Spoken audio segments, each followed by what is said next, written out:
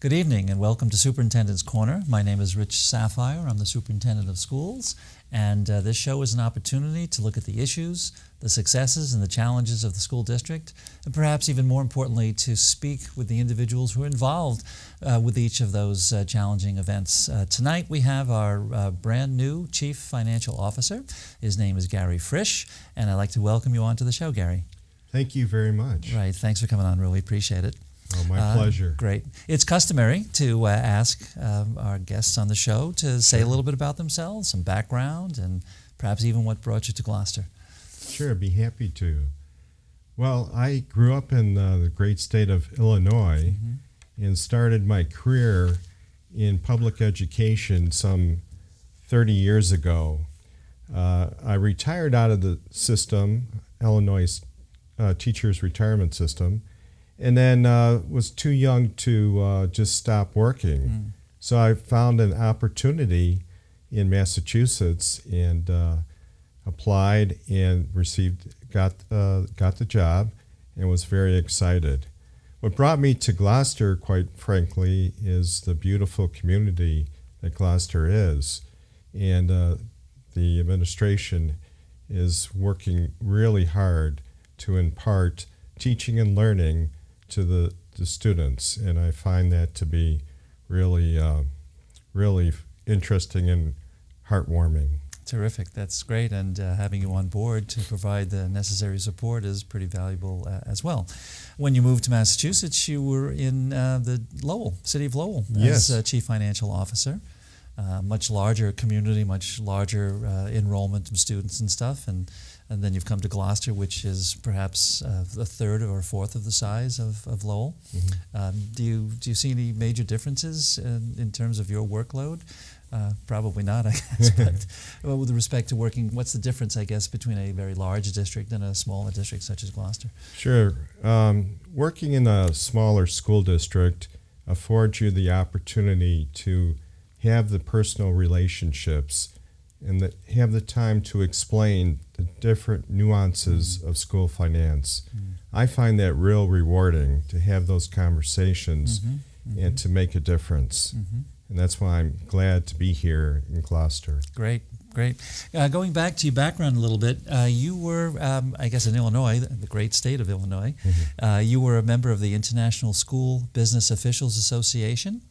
And this was an agency that was certifying business managers in budget development and maintenance. Can you talk a little bit about that? Oh, sure, I'd be happy to. The Meritorious Budget Award Committee is a real exciting committee. It sets the standards of best budgeting practices throughout the nation. I was on the committee for about 8 years and then migrated to the chairman of the committee. And we made significant changes to the criteria, upgraded the criteria to meet the best practices nationwide for school district budgeting. And I won the award several times in different districts. It was a real honor and a real significant experience to go through that process. And I think it's true whether it's in academics or business or what have you, best way to learn something ultimately is to teach it. Yes. You have to know it inside and out. Exactly. And talking about teaching, I've been an assistant professor, adjunct professor at 2 different universities. And I was really pleased to have that opportunity to really explain school finance to principals, learning about school finance in their degree program to further their credentials. Right. One of these was Concordia University and the other Aurora, both in Illinois. Both in Illinois, and taught 2 different subjects, school finance and ethics. And ethics really grounded me in the values needed to be outstanding school business administrator: integrity, honesty, equity, and fairness, which are guiding principles when making decisions in school finance. Right. Well, you're talking about money. That area of ethics is really on display, and It sure is. and the fact that you've spent a considerable portion of your career not only as an active agent and as a finance officer, but as somebody who's imparting the importance of those ethical values carries quite a lot of weight. So with that said, what are some of the important skills? I think you've just perhaps hit on the most important, but what are some of the important skills for a chief financial officer? Well, chief financial officer, obviously, when we're talking finance, you're talking about mathematical skill set to be able to process the numbers, make sense of the information, and be able to communicate this complex information to the average person. It's really takes a lot of time to be able to delve down into the details, but yet be able to show the big picture. Yes, I'm in the same boat. And how can you take things that are complex and provide a thumbnail sketch? It's not that people don't understand it, it's that they're not exposed to it on a regular basis. So in order for them to gain an understanding, you need to find ways to funnel that information, channel it, and provide it in a simple way, and simple being a very, very good way. And then as the questions are asked, then you can start to go a little bit deeper and stuff. But that's how people learn. That's how the information resonates, not by hitting them over the head with all the complex details of budgets and finances or policy or what have you. And I try to hit the key notes, key points, and provide the information so that they take it down and be able to explain it to others. Yeah. What's been valuable for me is the opportunities we've had to sit down together. For example, we've got a building and finance subcommittee meeting tonight, and you have an almost scripted sense of what it is you're going to talk about and how you're going to talk about it. It's well organized, and it gives me an opportunity to really hear firsthand in a very clear fashion as to what the main touching points are going to be during the meeting and stuff. So that's quite helpful and valuable. As a CFO, you manage a number of different departments. Can you just mention what some of the departments are, and Sure. anything that you want to elaborate on? Buildings and grounds, transportation, food service are three of the bigger departments that I supervise. Buildings and grounds is managed by the city departments.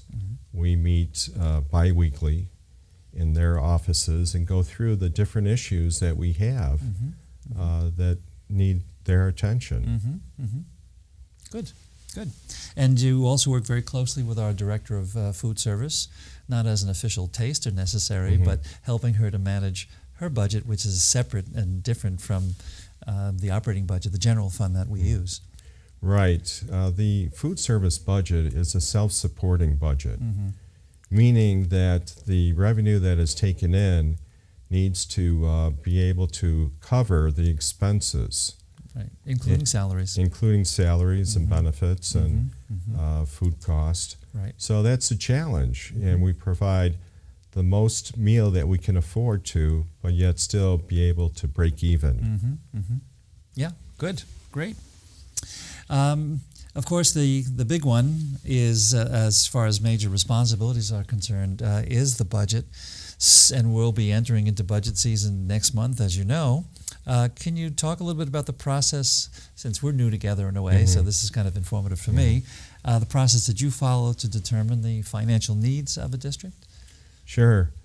Well, what we try to do is look at the last year's budget and then project the salaries and insurance cost, all the information that we know to date at the time, and then try to build in the level expenditures that we want to maintain. I.e. a level service budget. A level service budget. So then we calculate the funding versus the cost and see if how much money we still need to cover from the city to balance the budget. Now, looking at that budget will tell us, do we have a surplus meaning we can have additional supports to our educational program, or is there insufficient funds after speaking with the city, and therefore we may have to look at reducing our costs below what the program was the current year. Before, right. The year right. before. And with inflation cutting into it and increases in salary step and possibly increases across the board with health insurance and special education costs, it can get a little bit precarious at certain points during the budget development process and beyond. Exactly. Mm-hmm. And as you go through this process, when you have to make cuts year after year after year, the earlier cuts are easier to make. As you make further reductions, the ones in the future are much harder to make. That is absolutely so. So in early November at the leadership team meeting, we'll send out notices and forms to our principals and department managers. Mm-hmm. And they will develop a budget in a fashion that you have just described based upon last year, with an eye toward what they feel their needs are going to be the next fiscal year, FY20. We usually take, I guess, what one would call a wish list, and that would be a little separate spreadsheet from the listing of what they need to maintain their level service budget. You and I, if you're around over the holidays in December, will spend a little time organizing it and orchestrating it and see where it's at. And January and February are times when we're meeting with each principal and each department manager during the day, going through these with a fairly thin, fine-tooth comb. At the same time, the school committee's building and finance subcommittee will be meeting with us in the evenings to go through those budgets as well. Ordinarily, the first draft budget, which may or may not reconcile with what the city is in a position to offer the school department, is usually presented to the school committee sometime in the last week of February. Mm-hmm. There'll be some ongoing conversation through March, and then usually the first week of April is when we have the public hearing. Mm-hmm. And not always well attended. Mm-hmm. On occasion it has been attended well in the past. Somewhere in that time frame, hopefully we'll hear from the city what they can or cannot allocate for the city, for the school department, and then we'll begin to make our decisions relative to and dependent upon what that particular figure is. Mm-hmm. I'm sure this doesn't sound strange to you in any way, shape, or fashion. No, through so many districts. That's what we typically see in the different school districts that I have worked in. Mm-hmm. And the budget here, and it's probably true in most cities, really the whole process doesn't end until mid to late June, just before the end of the fiscal year. That's when the city council does its overall assessment evaluation of the entire city's budget, of which the school department obviously is a part. And once they do approve a budget, then the next school committee meeting could be June 27th. That's when the school department, the school committee rather, will then approve the budget for next year. Mm-hmm. So it's a long road to hoe, Mm-hmm. but we're used to it. We've done it before, and that's the way it goes. Along with budgets and along with what you said earlier about the whole ethical component to financial management and integrity, there is the issue of budget process and budgetary matters as being transparent to all constituencies. Mm-hmm. So could you speak to that? How do we Sure. ensure that the budget, as it unfolds and as it develops, is a transparent process? Absolutely. Communication is the key to making it transparent. Mm-hmm. So when we have our meetings with our principals, we're communicating within our team, and then we're communicating with our leadership team at the district office as well. Mm-hmm. Mm-hmm. So we have different committees that we run through the information with, and then the best information is perks up from those two different meetings. Then we share it with our finance committee, the school committee, and there they have their input. Those meetings are open to the public, and then the information is presented at school committee meetings, which are televised and open to the public as well. Right, and the aforementioned public hearing and the budget development process is an opportunity for the public to come forward, hear about the budget, and if they have questions, they can ask questions as well. And as you said, any of the Building and Finance Subcommittee meetings where the budget is described and discussed in detail, the public is welcome to come to that also. Public is always welcome, and we encourage the public to participate and to sit and listen and then provide feedback. And so the more feedback we have, the better the budget. And of course, we provide information. We put it on the district's website, and so we're always interested in seeking citizen input. Yeah, good. You are, as we have both alluded to, responsible for reporting to the Building and Finance Subcommittee, and as we said before, we have a meeting tonight. So as an illustration, what are some of the things that we talk about in B&F meetings? In the Budget and Finance Committee meetings, one of the key components obviously is the budget. How much did we spend? How much is encumbered? Encumbered means how many purchase orders are printed out and are outstanding. The goods or the invoice hasn't been received or paid yet. Right, but we have to put the money aside so that it's directly allocated for those particular bills, if you will. Exactly. So money is set aside for those encumbrances, and then what's left is also communicated to the school committee members. That is one big piece. Another big piece is very critical is the building and grounds piece. And there we run through the open tickets, which are tickets that are prepared by different principals or their staff and issued to the buildings and grounds at the Public Works Department. And there they work on the tickets and then close them out when they're completed. When they're open, they're still not completed, and we review and check the status of those periodically. We meet with the Buildings and Grounds Department at biweekly, which is, I say Buildings and Grounds Department, that's DPW. DPW. Yeah. And then we review the closed tickets as well. Right, and with some of the open tickets, there is discussion about prioritizing which ones need to get done. If a window's broken and the wind's coming in, that has to take precedence over something that can wait just a little while longer. Right, the safety items are the most critical. And so safety first, and kids come first in all our deliberations. Sure enough. Wow.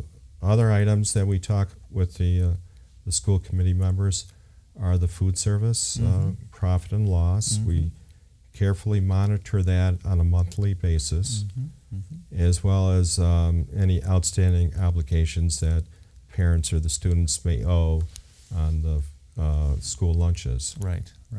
There are certain instances of student debt, and sometimes we do have to do a little bit of a runaround in order to collect. I guess people should know that if a family is on free reduced lunch and the debt is run up, that we do not collect on that particular family due to their circumstances. But if somebody is not, and the money needs to be paid, otherwise we have to find a way to pay for it, and we didn't budget for that. So that does need to be addressed. So beyond the school committee and the B&F meetings, how do we keep the district informed? Well, what I do is provide information at the principal meetings. I provide different business office tips that I send to the principals. And then anything that is approved by the school committee at a school committee meeting is presented at the open meeting, and they'll be advertised on TV as well as hopefully in the newspaper. Good. So you've just responded to my question in talking about the flow of information.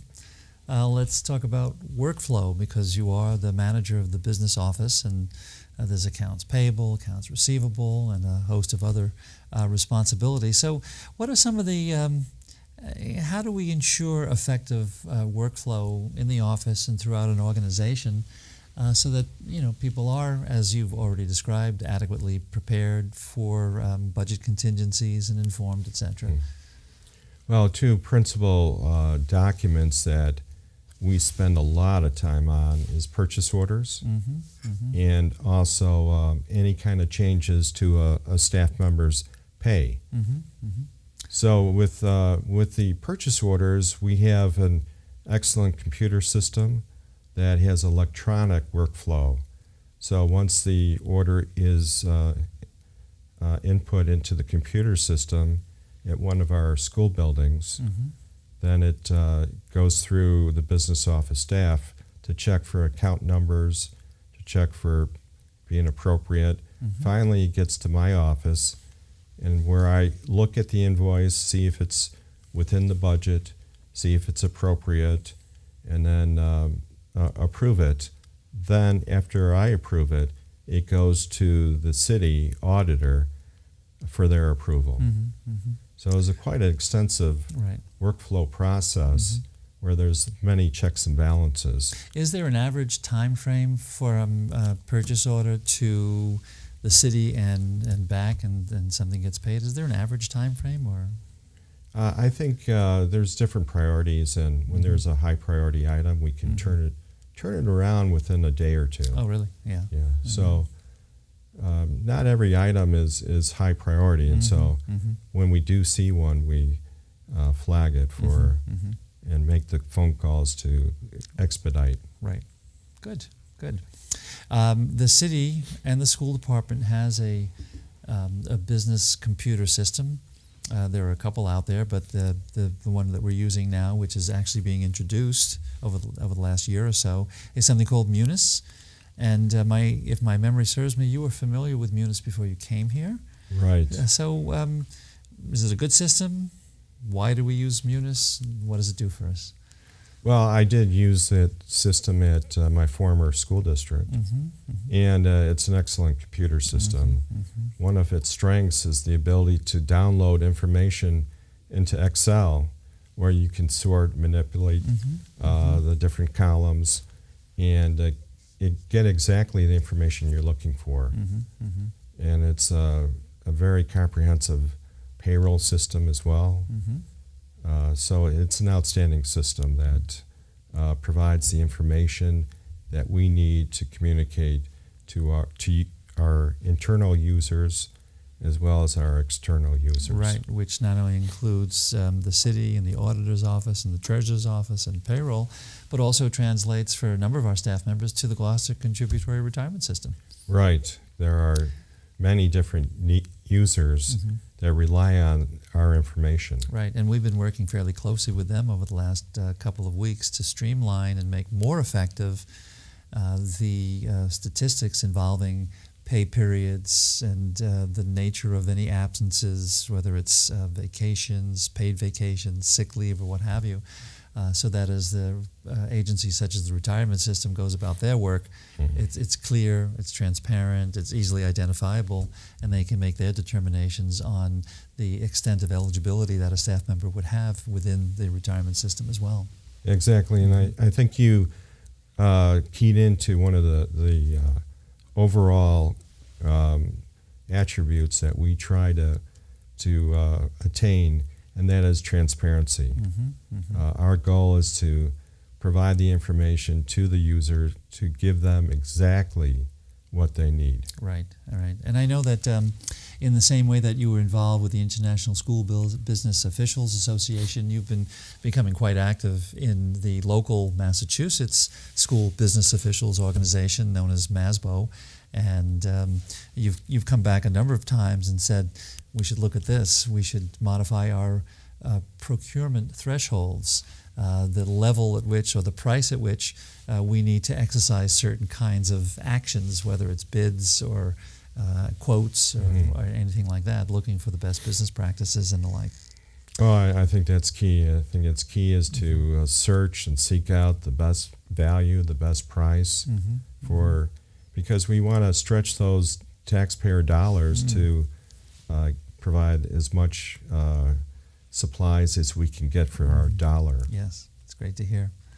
And as if you don't have enough to do, we're also have you involved in contract negotiations, right? We met with transportation tonight. We're going to be talking about a different.